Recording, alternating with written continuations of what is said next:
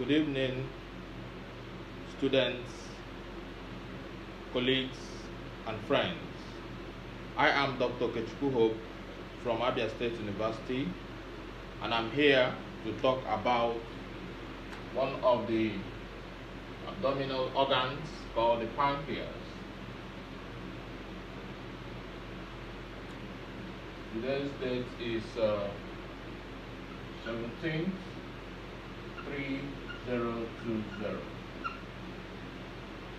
For information, the pancreas is a composite organ. It's a composite organ.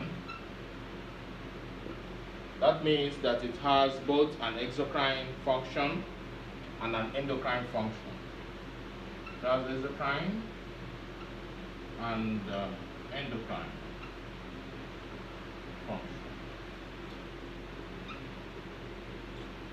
It is situated posteriorly or posterior to the stomach, and it lies transversely from the duodenum. If we give this as the structure of the stomach,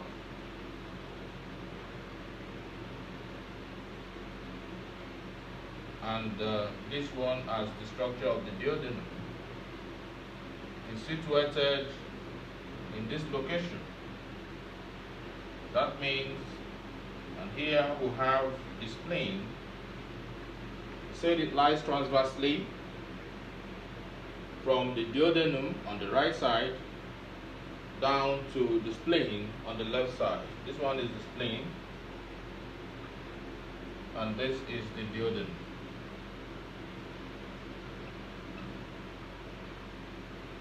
While this is the stomach, and this is the representation of the pancreas over here. This is the pancreas. The pancreas is here, while this dot represents the pancreatic duct.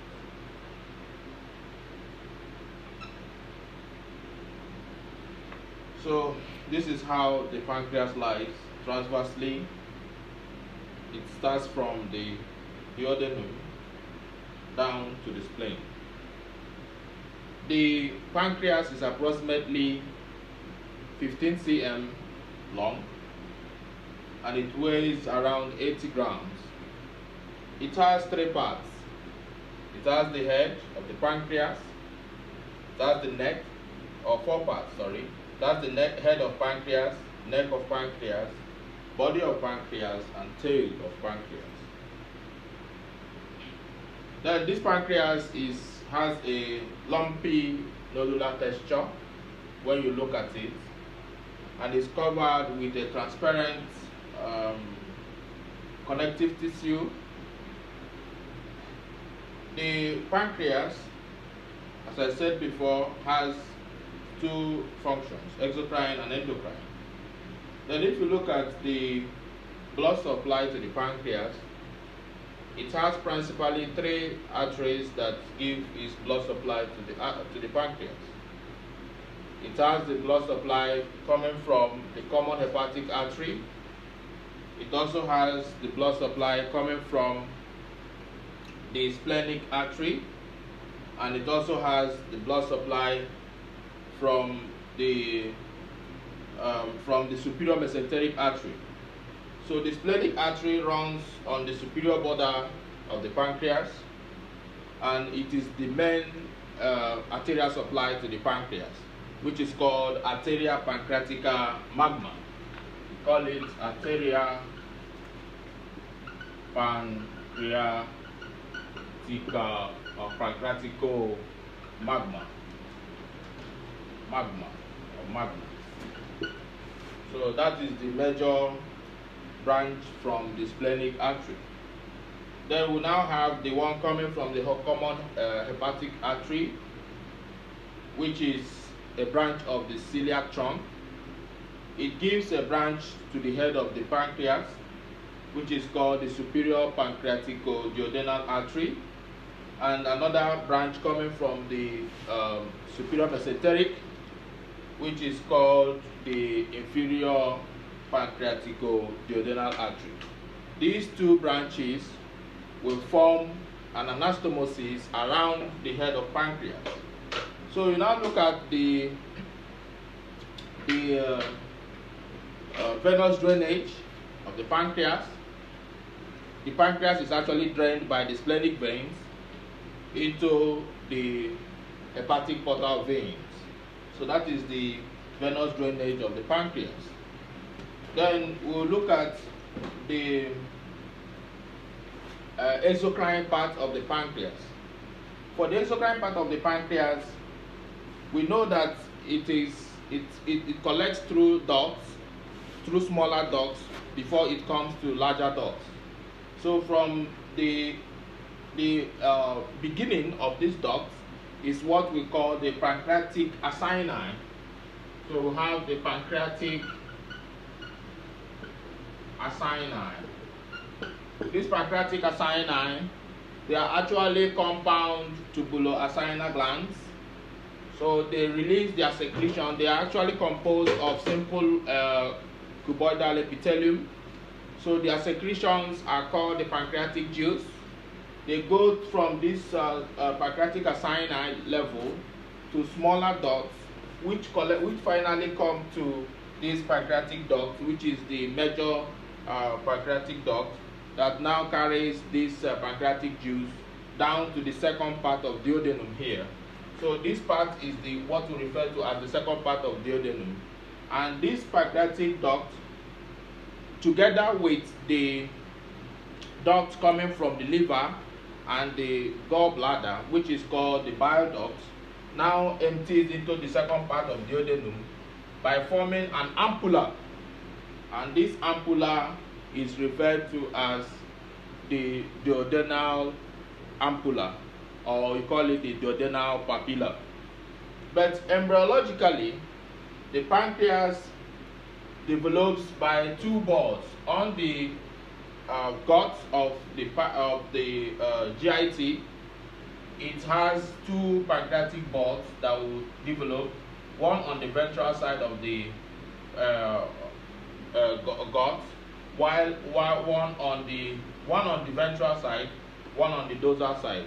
So during rotation, on the 35th day of intrauterine life, the ventral bud will rotate and go posteriorly to finally find itself at this level. So this former ventral bud, pancreatic bud of the pancreas, this former ventral pancreatic bud will now rotate as a result of the rotation of the gut, and now come to align on the lower part of the dorsal pancreatic bud. So now the pancreatic duct from this dorsal pancreatic bud will now join with the one from the ventral to form the main pancreatic duct. So this main pancreatic duct, you now notice that there are two ducts. One is called the main. This is number one, which is continuation of from here. It goes down to become the main pancreatic duct, while you have another duct that goes the other way. So this main pancreatic duct is actually called the main pancreatic duct of Wilson. The man that actually found out this, the main pancreatic duct is called the pancreatic duct of Wilson. Then this other pancreatic duct that is actually going to the other part of the duodenum, which is called the duodenal papilla, is by another man that is referred to as Santorini. We call him Santorini. So that duct is called the accessory duct of Santorini. So you have the main pancreatic duct emptying into the duodenal ampulla, which is called the main pancreatic duct of Wilson, and another pancreatic duct which is accessory and also empties into the second part of duodenum, but in another papilla or ampulla, and it's called the accessory duct of Santorini. So these are the two ducts, or the two ducts where the exocrine part of pancreas empties. Then if you now come to the endocrine part of the pancreas, you have that the endocrine part of pancreas makes up just 1% of the number of cells in the pancreatic tissue. But surprisingly, you have the endocrine part of the pancreas, which we call the islets of Langerhans. These islets of Langerhans, you have the islets making up close to 2 million islets of Langerhans in the pancreatic tissue. And these islets of Langerhans have a lot of cells, groups of cells that make them up in these islets of Langerhans. You have the first group, which we call the alpha cells. We call them the alpha cells. And these alpha cells have their secretion. You now have the second group of cells, which we call the beta cells. They also have their secretion. And you have the third group of cells that we call the delta cells. They also have their secretion. And have the fourth group of cells, which we call the F cells. And they also have their secretion. If we now look at the first group of cells, you have the alpha cells. The alpha cells secrete what we call the glucagon. The glucagon is responsible for increasing the level of glucose in the blood, while the beta cells secrete the hormone, which we call insulin. Insulin ensures there is uptake of blood glucose from into these tissues of the body. Then we now have the delta cells. The delta cells secrete the hormone which we call somatostatin. The somatostatin are responsible for inhibiting the secretion of both glucagon and insulin. Then you now have the last group of cells, which we call the F cells. The F cells are responsible for the secretion of what is called pancreatic polypeptide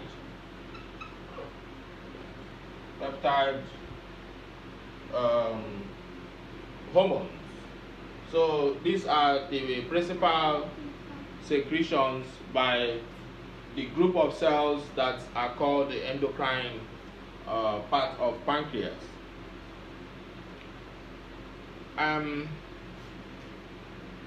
The pancreas also has neural control, which is principally by the autonomic nervous system, and there are also regulations of the secretion of the pancreas by the duodenum.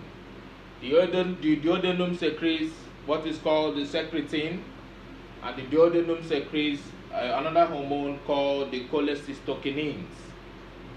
And these hormones now help or ensures the secretion of pancreatic juices from the pancreas, from the exocrine part of pancreas. So far, that is the much I can give you on the lecture on pancreas. So if you have any question, you can ask me on this topic. Thank you so much. I remain Dr. Hope Okechukwu. Thank you.